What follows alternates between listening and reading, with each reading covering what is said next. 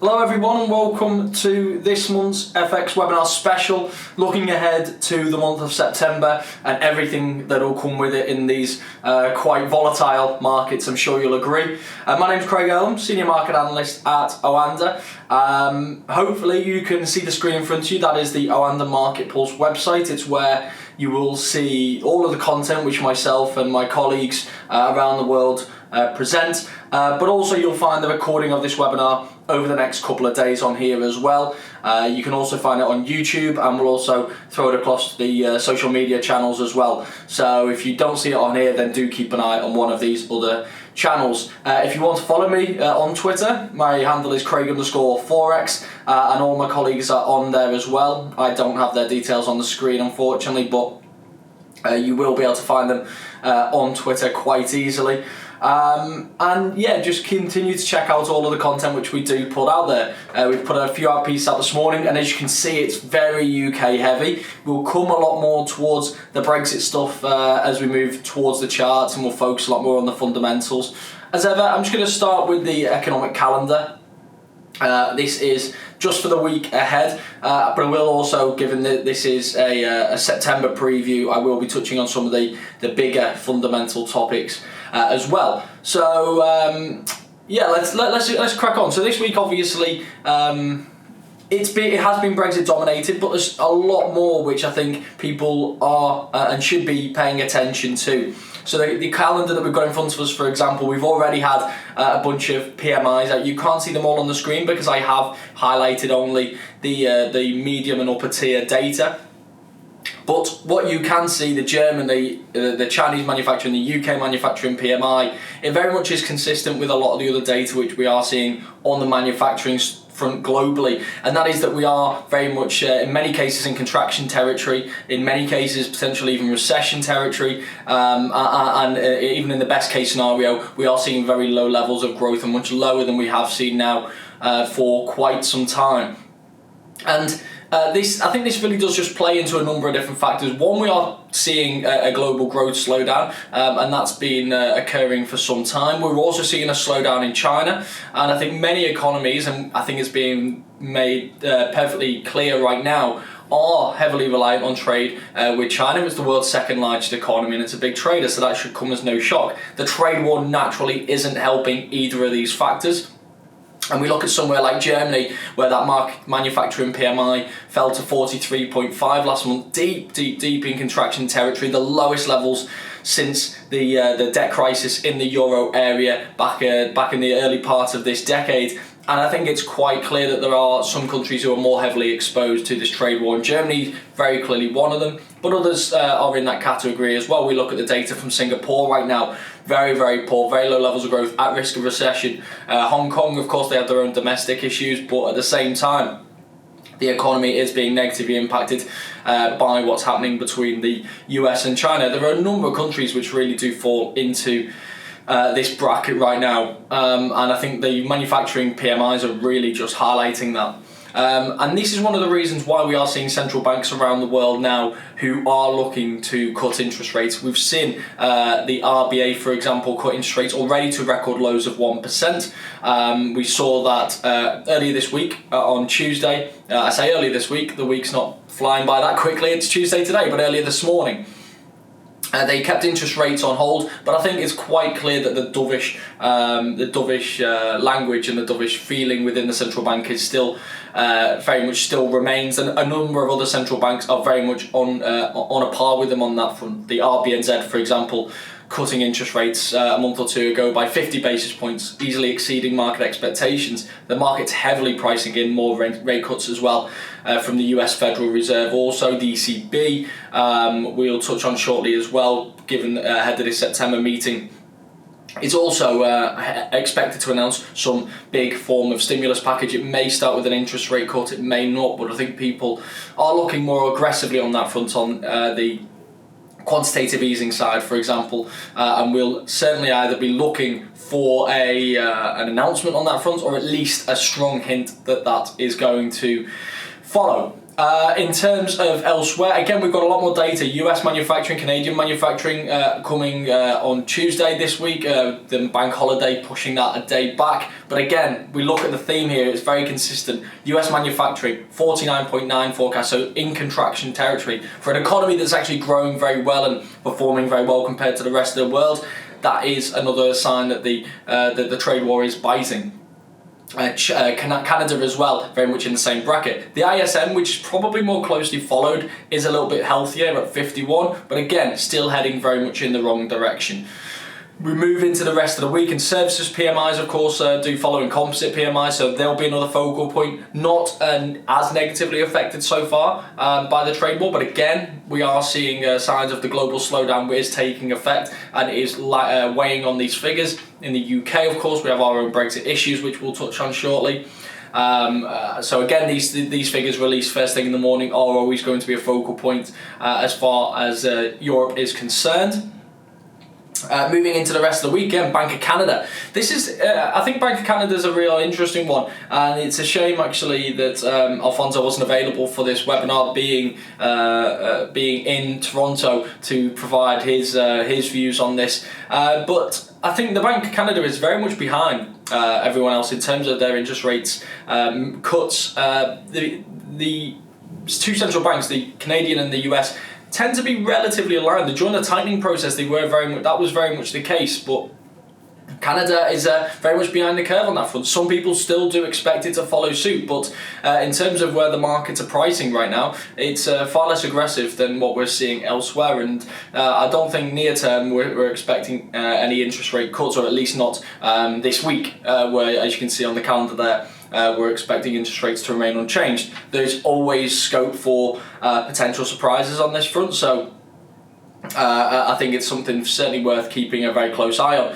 But it's interesting that the Canadian Central Bank is somewhat behind in terms of the expectations. You'll also have noticed, which I haven't touched on so far, is the number of Fed speakers this week. Again, at this moment in time, that's huge.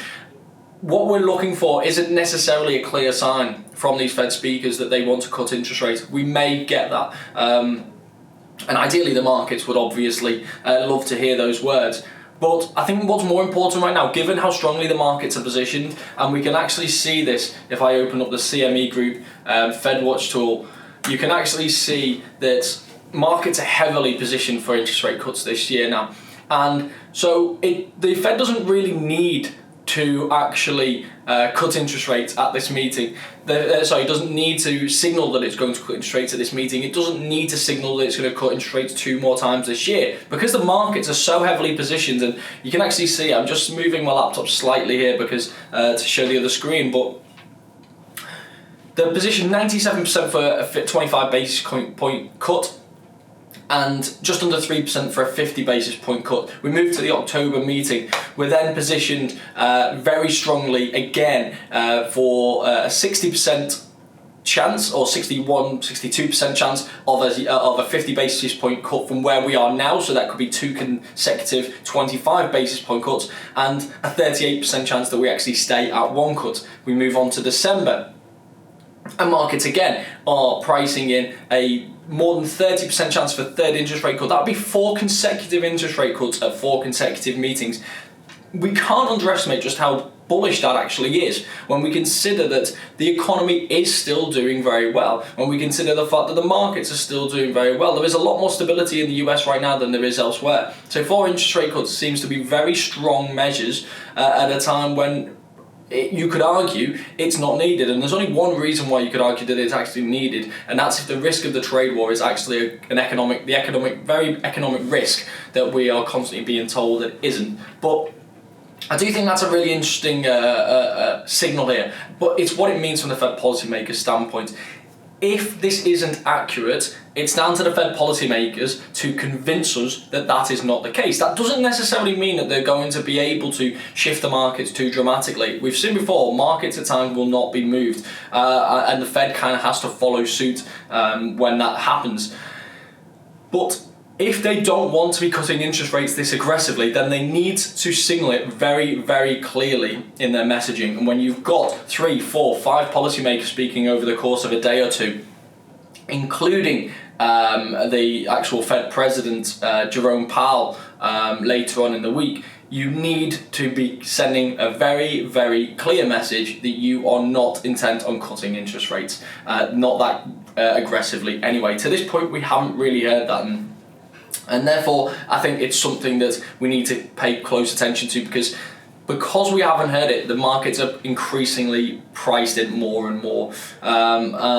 And at some point, the Fed either has to step in or acknowledge that what they're heading for is is an easing cycle. Because we have to remember again, the thing that shocked the markets at the last meeting was the fact that they referred to the interest rate cuts as a mid-cycle adjustment, not at the start of an easing cycle. So as we head into the rest of the week, we come to Thursday and Friday. The thing that really stands out here is always the thing that stands out here, really, and that is the US jobs report. So on Thursday we have the ADP report. That's normally released on Wednesday, but again the bank holiday will have pushed that back.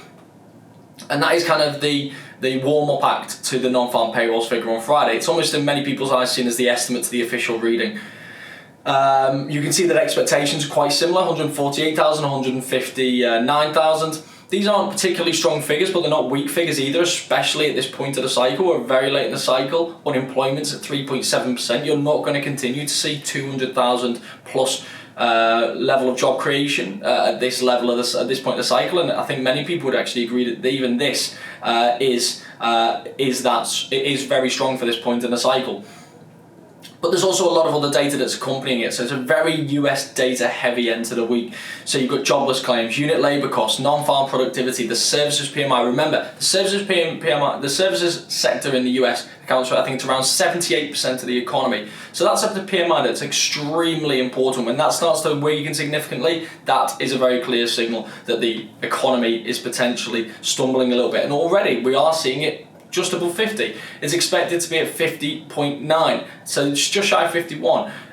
So that's not a great figure. The ISM, again, is followed a little bit more closely, and that's much healthier at 53.9. But again, these are where you're going to see signs. These can be volatile numbers, but these are also the earliest warning indicators that you typically get. The surveys from the people themselves who are saying, while things are okay now, our expectations for the next 6 months are less positive. So always numbers worth keeping a very close eye on. Again, we've got more speeches, whether it's Tenreiro at the Bank of England, Shembri at the Bank of Canada, and there's many, many more. We head into Friday, we get the GDP data from the Euro area. Again, I know it's down as a high tier data point, but I don't think people are enormously paying attention to it, because unless that vastly exceeds expectations, I don't think it's going to have any implications in terms of monetary policy. It's the jobs reports really from the US and Canada which we are really interested in, and then of course a couple of hours later that speech from Jerome Powell, which I alluded to earlier. Hopefully we'll have a much better idea of where the Fed stands from the speeches earlier in the week, but it's always the chair that has the most influence as far as markets are concerned, and if he softens his stance considerably or even suggests that they could now be into an easing cycle, then I think that will significantly influence the markets. The one thing I'll say about the jobs report in many ways is because of where we now are in terms of interest rate cycles, I wonder whether it's just a little less important, because the numbers are still strong. Average hourly earnings are above 3%. And that's important when you're in a tightening cycle, because people associate higher average hourly earnings with higher inflation. But we're not in a tightening cycle now, we're in a loosening cycle. So unless those numbers start to get so high that people can't ignore them in terms of inflation, the economic outlook and the risk to the economic outlook, then I feel like this may be one of those jobs reports which to an extent goes under the radar in favour of what the Fed speak actually is, especially in a week which is dominated by so many different headlines. So that's the calendar for this week. And unless anyone has any questions, and by all means, this is an interactive session. That is the point of these sessions. So if you do have any questions, please do just send them across, and we will try and touch on them. If you've got any charts which I've not covered, send it across, and I'll try and touch on them to the best of my ability, and hopefully it's a topic which I do cover. There is a vast range, but there's always going to be someone who's going to catch me out, I'm sure. And we will touch on some of the more fundamental topics as well, because obviously we haven't yet touched on my, should we say, favourite topic, being Brexit. It's certainly the one which I find myself talking a lot more about. I'm not sure it's necessarily the one which I particularly enjoy the most. But we'll go in the same order on the charts. We'll also try and touch on a couple of the non-FX charts as well, given that this is a monthly preview, so maybe a gold chart, for example. But again, any questions, please do just fire them across. So, euro dollar. We have finally seen some weakness in this. I do think there's two factors really factoring into this. The first one is the fact that we have seen US dollar strength. That shouldn't come as an enormous surprise. The risk aversion and the levels of risk aversion we've seen in the markets more recently have kind of lent themselves towards the dollar, and the reason for that is quite simply the fact that the dollar is a typical safe haven in many ways. Treasuries are a typical safe haven in many ways. They're seen as a very, very secure piece of national debt choice, whereas others maybe are seen as weaker. Not my finest wording, of course. But also at this moment in time, they also offer a much higher yield than anywhere else, and I think that's the most important thing. We are seeing markets increasingly factor in interest rate cuts, but I can't remember the exact figure that I last saw. I think it was something around $17 trillion of debt worldwide is now in negative territory. When you can get 2% on a US yield, it's no surprise that people are going in that direction in terms of safety. The entire, if I'm not mistaken, 30-year yield curve in Germany is now in negative territory. So, and then you're getting not offered 2% on US 10-year or thereabouts. It's no surprise that that's been seen as a favour in terms of its safe haven appeal. So yeah, I mean that is basically what we are seeing right now. And that is benefiting the dollar, because obviously to buy the US Treasuries you need to own US dollars. And I think the other thing that's factoring in here is the fact that we are starting to now see traders maybe factoring more aggressive easing from the ECB. As I've alluded to already, the data which we are getting from Europe is particularly weak. The main engine of growth in Europe, in Germany, is seeing very weak data. It's at risk of falling into recession in the third quarter. We saw a slight contraction in the second, and this isn't really much a temporary factor anymore. It's more of a fundamental issue, because it is so reliant on its export market, and the fact that the UK market is weakened, the Chinese market is weakened, and trade wars, etc., and the impact on the auto manufacturing industry. These are much more longer-term fundamental factors which are dragging on the German economy. With Brexit, you could say, well, these could be short-term uncertainty factors, etc., which is why, and stockpiling, etc., which is what factored into the contraction in the second quarter. But the same very much can't be said of the German economy, and the same again, as I named with plenty of other examples earlier on. So the fact that we are now factoring in and seeing more aggressive easing being priced in, I think is responsible for why we have seen euro dollar pass through these kind of 110s back towards the kind of 109 levels, which for me is the next 109, 108.50 is the next support test here. We have to go back a long way, of course, but if you look from this kind of October 16 through to May of 17, these kind of 108.50s, you could even go as low as 108 if you wanted, through 109, was a very interesting area of support and resistance, and therefore I'll be very interested to see if we do start to see that again. What is interesting for me is that momentum is not lacking in this move as of yet. We have seen a sell-off and momentum is only picking up.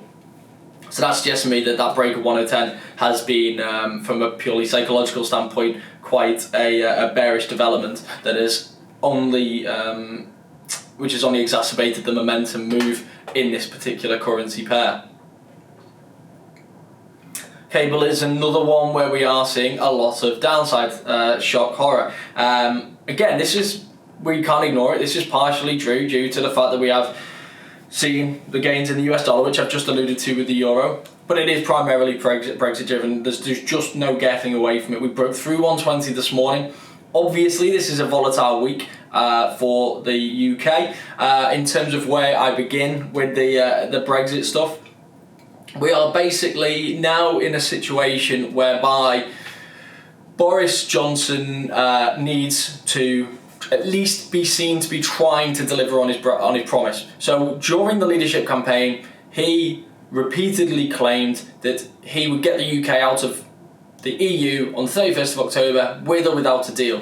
from his perspective, this is a negotiating tactic that was absolutely essential if he was going to continue to negotiate with the EU, convince them to open the withdrawal agreement and remove the backstop. As of yet, the EU has shown little willingness to do so because these alternative arrangements that the UK has constantly suggested as an alternative aren't ready, do not exist in some cases, it's suggested, and therefore are not a satisfactory option which protects the integrity of the euro area and the rest of the EU. And therefore we are caught in this bind where the backstop is unacceptable to the UK and the lack of a backstop is unacceptable to the EU. So from Boris's perspective, the only way that we can remove the backstop is to threaten no deal as an alternative, which effectively puts up a border between the Republic of Ireland and Northern Ireland anyway. The problem is that the UK Parliament is very much against no deal because of the economic consequences that will come with a no-deal Brexit, and therefore while he would like to have this in his negotiating artillery, when Parliament is saying we are overwhelmingly, or at least in a majority, against no deal, Brussels is very much watching Parliament and saying, well, in order to do this you have to get around Parliament in order to deliver no deal. Hopefully everyone is keeping up to this point. As far as Parliament is concerned, unfortunately for Parliament, they did vote a while back now to leave the EU on the 31st of October with or without a deal. So no deal is the default option. They can extend that, and one of the ways in which Boris and his team are trying to prevent that is through, because they are a new parliament, you prorogue parliament. This is a term which most people won't be familiar with because it's something that people don't normally pay too much attention to. Parliament is prorogued or suspended, which is the less fancy name for it, but a much easier one to actually say. Parliament is suspended ahead of the Queen's speech. It usually doesn't last very long, but obviously Boris Johnson, having formed his new government, has decided post-summer recess to suspend Parliament for 5 weeks, the longest actual suspension of Parliament since 1945. So just to give some perspective as to how much he is taking liberty here with what is not a normal parliamentary procedure, but to try and use to his own advantage. He's suggested suspending Parliament. He's been authorised to suspend Parliament by the Queen from probably the start next week until the middle of October. Funnily enough, the middle of October also coincides with the meeting of the EU at which we were expected to have a final decision with regards to how the UK exits the EU on the 31st of October. He's effectively saying to the EU, Parliament will not be able to overrule me on a no-deal Brexit. You can either negotiate with me knowing that no-deal Brexit is the outcome, or you can not negotiate with me, but no-deal Brexit will still be the outcome. And I'm sure he's got plenty more tactics up his sleeve to stop Parliament preventing it in the final 2 weeks of the month if need be. But where that leaves us now is that Parliament does have this week to try and prevent it. So Parliament today is voting on a special order. I think it's Special Order 24. You may have heard it referred to as SO24. That enables Parliament to take control of the parliamentary timetable for a day. That will likely be tomorrow or the day after. We saw this used before when Theresa May was Prime Minister. And basically what that will enable them to do is debate a bill which has been put forward, which will enable them to force Boris Johnson's hand and request an extension, which the EU would highly likely grant, to the Brexit day, being the 31st of October, in the event of either Parliament hasn't signed off on an agreement that Boris Johnson has secured with the EU, or an agreement hasn't been achieved by, I think it was the 17th of October. Basically, two circumstances which would lead to a no-deal Brexit. Boris Johnson has again tried to put pressure on his own MPs, suggesting that anyone who votes with the opposition on this bill will be deselected and suspended from expelled from the Conservative Party. So that's why his way of trying to whip his own MPs. But ultimately, it is questionable how enforceable that would be. I think ultimately what he's effectively doing is telling his party, telling everyone that whoever votes against them will be outed, and then the suggestion is that he'll plan to hold an election, so call a snap election potentially as early as this week following that vote, where he can claim during the campaign that he had no option but to call one, because as he said yesterday, the Parliament had taken the legs from beneath him, the negotiating legs from beneath him, and try and encourage people to vote in MPs who will back a no-deal Brexit if push comes to shove, and therefore strengthen his negotiating hand. Hopefully, people are still actually listening to this webinar, watching this webinar. That is a run through of where we currently are. A lot of it does sound boring, but it just means that there's going to be a lot of theatrics this week. So I wanted to give you as thorough a picture as I possibly can. Unfortunately, it's a very difficult thing to also make incredibly interesting because of the procedural aspects of it, because of the motivations behind what it is that the Prime Minister and his team are trying to achieve. There's not charts. We could throw in a flow chart here and there, but I've seen everything from a simple flowchart to a very expanded flowchart, and none of them really do clear these things up perfectly. What we have, the position we are effectively in, is that Parliament over the next 24 hours or so is going to try and stop no-deal Brexit. If that happens, the most likely outcome after that is Boris Johnson is going to call a snap election. That is effectively where we lie.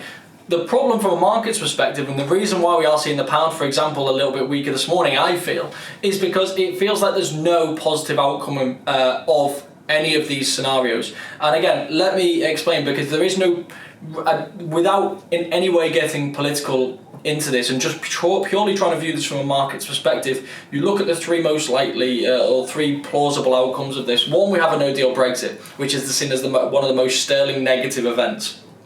It's the reason why we've fallen from 134 back in March, April time, down to 120 now. It's the reason why we were trading above, I think it was 150, 160 pre-referendum, and now we're trading back at 120 now. So that's obviously not seen as a favourable potential outcome, but a highly plausible one, and in many people's eyes actually the favourite outcome, the most likely outcome.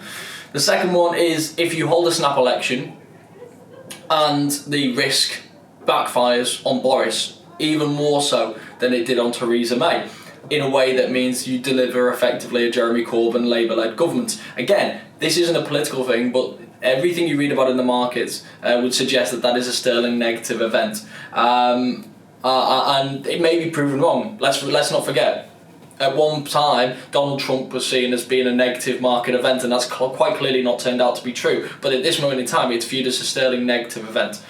And the third one is that we do see an extension and a lot more uncertainty. Well, uncertainty's not been very good for the economy, uncertainty's not been good for the market, and therefore uncertainty is not particularly good for the pound. It may be seen as the best of the three options as far as the markets are concerned, but it's still not a good option. So with that in mind, it's no surprise that we are seeing, the more developments we see, and the more it becomes clear that these are sterling negative developments, it's no surprise that we are seeing 120 come under pressure earlier on today. And we've rebounded back above 120 because these are volatile markets, but the trend is very much not the pound's friend. The one thing I will say here is that if you look at the momentum indicators underneath, the stochastic and the MACD and the MACD histogram, they are all suggesting there are bullish divergences forming. Now, bullish divergences in themselves aren't necessarily buy signals, but what they do suggest is that the trend is weakening. If the trend is weakening, then don't get me wrong, the trend can re-strengthen again. But it suggests that based on what we currently know, based on the current knowledge in the market, that people are less convinced in the direction than they potentially were previously. Now, again, don't get me wrong, price can still continue to make new lows, and momentum can continue to make higher lows, and that divergence can increase. Alternatively, sterling can start to make new lows and momentum can pick up again because you can see more negative developments. But at this moment in time, it suggests that the market is potentially saying that it thinks things are relatively well priced in and that pound has softened to a rather appropriate level. The problem that we have, of course, is that in this very news flow driven market right now, that can change quite rapidly as far as the pound is concerned. So 120 still looks very vulnerable to me, but we are clearly in this kind of descending channel. So if we were to break out of this descending channel, there is it could potentially suggest that we are going to see a bit of a retracement in the near term. It doesn't tell us how far, but it would suggest that maybe we are a little bit oversold. The problem is, again, in this news flow driven environment, especially for the course of this week, unless something very positive happens, I struggle to see what's going to really give it that bullish momentum shift when so many people are bearish, it seems, right now.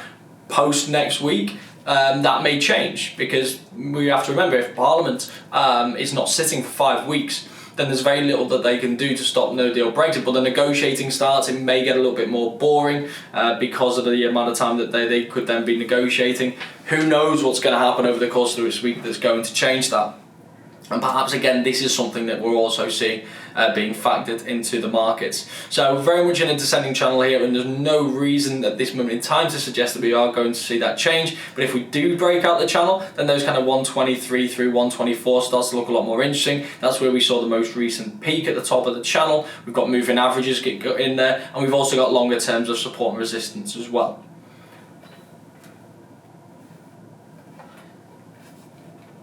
Next up is the euro versus the pound. Now, we have seen a bit of euro weakness, of course, recently, but also seen sterling weakness. We've come off the highs that we hit around these kind of 93. That's when no deal fears really were starting to be increasingly priced in. But it was also at a time when we were seeing the euro have a bit of a resurgence, which I thought was quite interesting because I didn't really see much reason for it. At a time, we were seeing political instability in Italy. We saw the collapse of the coalition government between the Five Star Movement, who were the runaway leaders in the last election, and the League Party, who were shared Five Star's, in many ways, disdain of the established elite, and also in many ways Brussels. If I'm not mistaken, at some point in the last few years, both of these sides have been very anti-Brussels, and at some point, really over the last 5 or 10 years, since particularly the Five Star's existence, there's certainly been suggestions from the League side that they would want to not be in the EU, and I'm sure the same is true actually of Five Star. So they share this common disdain for the liberal elite, I think is what they're constantly referred to. But unfortunately, these are also two parties that broadly disagree on a lot of other issues in terms of tax cuts versus minimum incomes, where they're also very popular in terms of the north of Italy and the south of Italy, and as it turns out on who should be the European Commission president and the rail line linking Italy to France. It seems that there's a lot of issues, but then there was also the feeling that the League Party had seen its position surge in the polls on the back of its anti-migrant stance, on the fact that it was continually turning ships away, and the performance that it saw in the European elections it wanted to capitalise on, because from a polls perspective, they had surged, I think it was 15-20 points, and Five Star Movement had headed in the other direction, and what they were seeing was that actually, if there was an election today, they would be the largest party in Parliament, and they could potentially lead a coalition of the far right, and not rely on Five Star Movement at all, rather than being the junior coalition partner. So Matteo Salvini sought to capitalise on that particular development. The problem which he's now had is the fact that Five Star Movement had the opportunity to find an alternative coalition partner, which it seems to have now found in the Democratic Party, the centre-left party, and some independent members. Now, this, I believe, is being voted on today by the Five Star membership, which is around 100,000 people, in an online poll. This is how they conduct their business, and if that's backed, which is obviously by no means a guarantee, then this is something that will have quite clearly backfired on the League Party of Matteo Salvini in the near term. It should ensure the budgetary process later on this year and the discussions that come with Brussels will be much more smooth. That's not to say that there won't be complications down the line, I'm sure there will be. But it means that Matteo Salvini will effectively be now an active member of the opposition benches rather than a member of government. And we'll see how that plays into his polling. Then we've already seen suggestions that his numbers in the polls have actually slipped slightly already as a result of his opportunistic attempts to try and take more of a controlling part of Parliament at the almost at the expense of the Italian economy, of the parliamentary process. What was interesting in all of that is that the Italian stock market suffered and the Italian bond yields spiked at one point, it didn't have too much of a detrimental impact on the euro, and I think that's largely because it's not seen as being something that's an issue for the rest of the euro area, particularly outside of the Italian border. While the rise of these kind of populist parties is an issue for the euro, and we saw, of course, the regional elections in Germany, where the AfD made significant gains in two different areas, one on the Social Democratic Party and then the other on Angela Merkel's Christian Democratic Union. The actual political situation in Italy, the instability that we saw there, which in many ways we've become accustomed to, wasn't seen as being problematic outside. Often in the past, when we have seen flare-ups and issues in certain countries, particularly when we were closer to the debt crisis, we were always talking about the potential for this to spread, the contagion factor. But I just don't think this particular issue was seen to have the same contagion factor, which is why I didn't weigh too heavily on the euro. I think what's weighed heavily on the euro has actually come when the stability factor is seen to be potentially returning for Italian politics, and it's become alongside the prospect of more stimulus as a result of the weaker economic data. Where this leaves us in terms of these charts is we're between this kind of 90-91 area. For a long time, this was a major area of resistance. We're looking September 17 all the way through to July of this year. When we finally broke through these levels, we reached these kind of 93s, which was the peak previously, which is where we start to see some profit taking. We start to see a little bit more euro weakness. We've now entered this territory from above. If we can rotate high, that's seen as confirmation effectively of the initial breakout and will be quite a bullish signal. I'm not necessarily convinced it's got the momentum to, purely based on the euro. But again, that really heavily depends on the fundamental news flow from the UK and whether it can get that uplift. How this process this week goes, and whether we effectively move closer to no deal, or an election, or an extension. And I think this will determine whether we kind of rotate higher off these levels back towards the 93s, or go back below the 90 to more familiar territory that we were seeing over the past couple of years.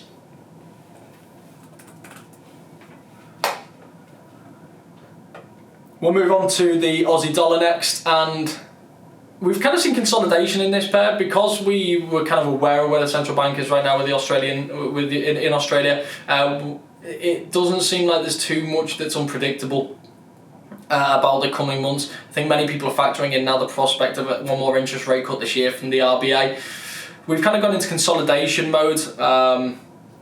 Having already seen some dollar strength, we broke through these kind of 68 levels back towards the kind of 66, 50s, 67s. We've run into support here now on a few occasions. What I would say here though is that momentum is still very much with the bears.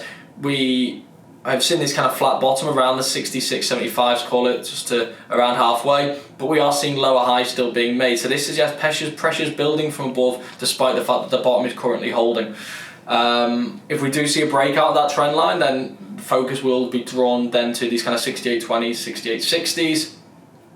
But as of right now, I'm more focused on the fact that we are seeing this series of lower highs despite the low. I feel like this support zone is more vulnerable than the trend line that lies above it.